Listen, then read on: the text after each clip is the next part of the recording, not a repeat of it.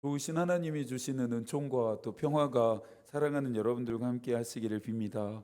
어느덧 에스겔 강의 17번째 시간이 되었습니다. 오늘의 수수께끼와 또 비유가 어떻게 시작된 것인지 결론부터 먼저 살펴보아야겠습니다. 19절입니다. 그가 내 맹세를 업신여기고 내 언약을 배반하였은즉. 수수께끼와 비유가 말하는 장차 이스라엘에게 임하게 될 심판에 대한 모든 책임은 이스라엘에게 귀속됩니다.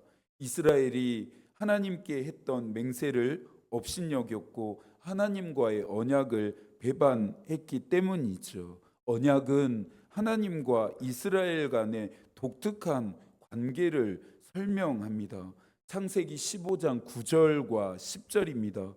여호와께서 그에게 이르시되 나를 위하여 3년 된 암소와 3년 된 암염소와 3년 된 순양과 산비둘기와 집 비둘기 새끼를 가져올지니라. 아브라함이 그 모든 것을 가져다가 그 중간을 쪼개고 그 쪼갠 것을 마주 대하여 놓고 그 새는 쪼개지 아니하였으며. 또 17절입니다. 해가 져서 어두울 때 연기 나는 화로가 보이며 타는 횃불이 쪼갠 고기 사이로 지나더라. 이것은 하나님이 아브라함과 언약을 체결하시는 장면입니다. 하나님이 만드신 방법이라기보다는 이미 고대 근동에서 흔하게 사용된 방식이었습니다. 당시 사람들은 계약을 맺기 위해 짐승을 반으로 쪼개고 그 사이를 서로 지나갑니다. 만약 이행의 의무를 저버린 자는 이 짐승과 같이 반으로 쪼개어지는 처참한 죽임을 당하게 됨에 동의였습니다. 그 밤에 타는 횃불이 쪼갠 고기 사이로 지나갔습니다. 무슨 뜻입니까? 하나님이 아브라함과 맺은 언약을 반드시 지키시겠다라고 하는 약속이었습니다. 이 언약의 대상은 아브라함뿐만 아니라 모든 이스라엘 백성들도 포함되어지는데요. 그 언약의 내용과 이행 여부에 딸린 조건도 우리가 알아야 합니다. 마치 하나님과 이스라엘 백성 간의 계약서와 같은 말씀인 신명기서에서 이 내용과 조건을 명시했습니다. 첫 번째로 언약의 내용은 신명기 6장 2절과 3절에서 말합니다. 곧 너와 내 아들과 내 손자들이 평생에 내 하나님 여호와를 경외하며 내가 너희에게 명한 그 모든 규례와 명령을 지키게 하기 위한 것이며 또 내 나를 장구하게 하기 위한 것이라. 이스라엘아 듣고 삼가 그것을 행하라. 그리하면 내가 복을 받고 내 조상들의 하나님 여호와께서 내게 허락하심 같이 적과 꿀이 흐르는 땅에서 내가 크게 번성하리라. 하나님만을 경외하고 그의 모든 규례와 명령을 지키라는 것이었고, 이것을 지키기만 한다면 큰 복을 받을 수 있다였습니다. 다음으로 계약할 때에는 계약의 내용대로 이행하지 않을 상황 또한 당연히 대비해 놓게 되는데요. 신명기 8장 20절에서 그것을 말합니다. 여호와께서 너희 앞에서 멸망시키신 민족들 같이 너희도 멸망하리니 이는 너희가 너희 하나님 여호와의 소리를 청종하지 아니함이니라. 하나님만을 경외하지 않고 그의 모든 규례와 명령을 지키지 않을 때는 이방 민족들이 멸망을 당한 것처럼 이스라엘 백성들도 멸망당한다는 것입니다. 소돔과 고모라처럼, 여리고성과 아이성처럼 미디안의 5 왕들과 같은 최후를 맞이할 수 있다는 것입니다. 받게 될 복도 크지만 받게 될 심판도 큰 계약이었습니다. 하나님과의 언약에 대한 나의 이행 여부는 어떠한지를 당연히 생각해 보아야겠죠. 여러분들 잘 지키고 있으십니까? 아니면 잘 지키지 못하고 있으신가요? 하나님의 말씀은 하나님과 내가 맺은 언약의 내용을 기록하고 있습니다. 하나님의 말씀을 읽고 묵상함은 언약을 잊지 않고 늘 기억한다는 의미가 되고, 또 하나님의 말씀대로 산다는 것은 언약을 잘 지키는 삶을 살아가고 있다는 뜻이 됩니다. 이러한 삶을 계속해서 잘 살아간다면 우리는 하나님이 약속하신 하늘의 신령한 은혜와 복을 받게 될 것입니다. 하지만 그렇지 않다면, 하나님과의 언약을 지키지 않는다면 우리 역시 예비되어진 심판을 받게 됨을 잊지 않아야 합니다. 다시 오늘의 본문으로 돌아와서 하나님께 한 맹세를 업신여기고 그 언약을 배반했음이 왜 심판의 사유가 되는지 우리는 이제 이해할 수 있습니다. 어부가 쳐놓은 그물에 물고기가 잡히듯이, 사냥꾼이 쳐놓은 올무에 짐승이 걸리듯이 이스라엘은 하나님이 쳐놓은 그물과 올무에 붙잡혀서 바벨론으로 끌려가게 됩니다. 그물과 올무를 피한다고 해서 기뻐할 수 없는 것은, 안도할 수 없는 것은, 그물과 올무를 피한 자들은 칼에 죽임을 당하게 되기 때문입니다. 이제부터는 수수께끼와 비유 속에 나타난 상징들의 의미를 하나씩 살펴보아야겠습니다. 3절과 4절의 말씀을 한 번 더 읽겠습니다. 여호와께서 이같이 말씀하여 이르시되 색깔이 화려하고 날개가 크고 깃이 길고 털이 숱한 큰 독수리가 레바논에 이르러 100항목 높은 가지를 꺾되 그 연한 가지 끝을 꺾어 가지고 장사하는 땅에 이르러 상인의 성읍에 두고. 여기서 독수리는 이스라엘의 심판의 도구로 사용되어지는 바벨론이고, 백향목은 제왕의 나무라고 하는 별명처럼 다윗의 왕조를 가리킵니다. 독수리가 레바논의 높은 가지를 장사하는 땅인 상인의 성읍에 두었다는 것은 바벨론의 느부갓네살 왕이 예루살렘을 함락시키고 유다의 왕이었던 여호야긴을 바벨론으로 끌고 왔던 사건을 말합니다. 5절과 6절도 함께 읽어볼까요? 또 그 땅에 종자를 꺾어 옥토에 심되 수양버들 가지처럼 큰 물가에 심더니 그것이 자라며 퍼져서 높지 아니한 포도나무 곧 굵은 가지와 가는 가지가 난 포도나무가 되어 그 가지는 독수리를 향하였고 그 뿌리는 독수리 아래에 있었더라. 또한 이 독수리는 그 땅에 씨앗을 물가에 심어서 높지 않은 포도나무로 자라게 하고 그 포도나무를 보호합니다. 이는 바벨론에 끌려온 여호야긴을 대신해서 유다의 시드기야 왕을 세워 바벨론이 이제 유다를 통치하게 되는 역사적인 사실을 암시합니다. 그런데 7절 이하에 보면 새로운 독수리가 또 나타나는데요.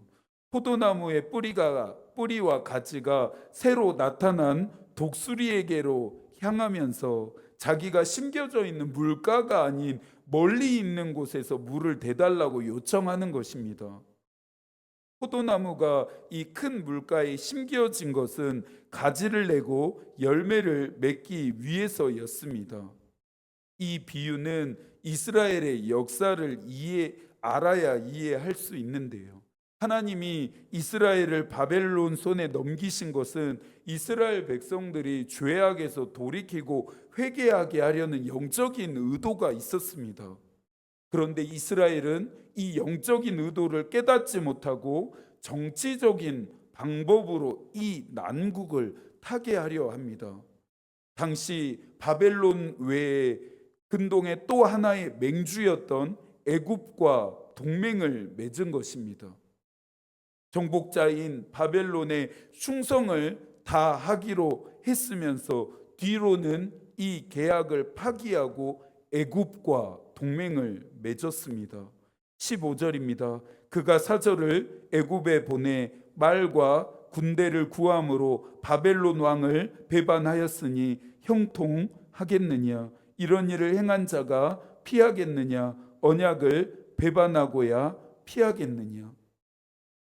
하나님과의 언약을 쉽게 저버린 자들은 다른 사람과의 계약도 중요하게, 다른 사람과의 계약을 중요하게 여길 리가 없습니다.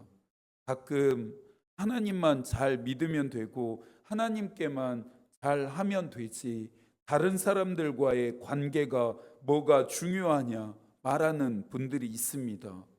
이들의 말은 반은 맞고 반은 틀렸습니다. 하나님을 믿는 사람이라면 당연히 하나님을 잘 믿고 하나님께 잘 해야 합니다. 그런데 여러분, 보이지 않는 하나님을 잘 믿고 하나님께 잘 하는지를 어떻게 알 수 있을까요?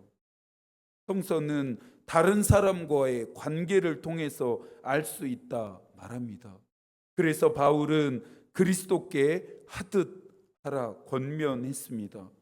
다른 사람과 관계를 할 때 그리스도께 하듯 해야 합니다. 다른 사람을 향한 나의 말과 행동과 태도는 곧 하나님을 향한 나의 믿음이기 때문이죠.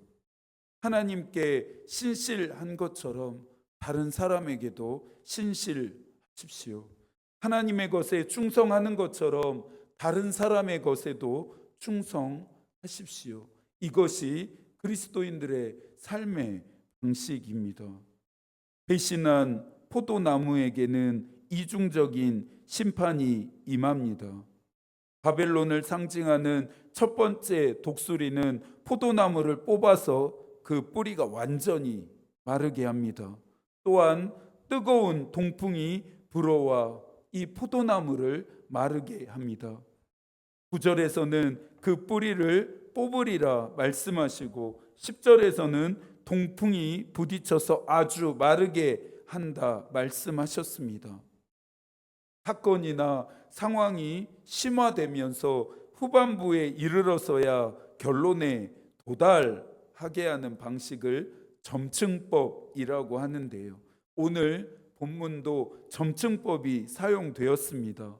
수수께끼와 비유를 통해 하나님이 정말로 말씀하시려고 하시는 것이 22절 이하에 나오기 때문입니다. 22절과 23절도 한 번 더 읽습니다. 주 여호와께서 이같이 말씀하시되 내가 백향목 꼭대기에서 높은 가지를 꺾어다가 심으리라. 내가 그 높은 새 가지 끝에서 연한 가지를 꺾어 높고 우뚝 솟은 산에 심되 이스라엘 높은 산에 심으리니 그 가지가 무성하고 열매를 맺어서 아름다운 백향목이 될 것이요 각종 새가 그 아래에 깃들이며 그 가지 그늘에 살리라. 높은 가지 끝에서 연한 가지를 꺾어다가 이스라엘 높은 산에 심어 아름다운 백향목이 되게 하시는데 그 아래에 각종 새들이 깃들며 그늘 아래 살게 될 거라는 것입니다. 앞선 독수리들과 포도나무의 비유를 통해 하나님이 하시려는 심판을 깨달았던 사람이라면 이 마지막의 비유가 이스라엘의 회복을 위한 하나님의 새로운 약속임도 알았고 희망도 보았을 것입니다.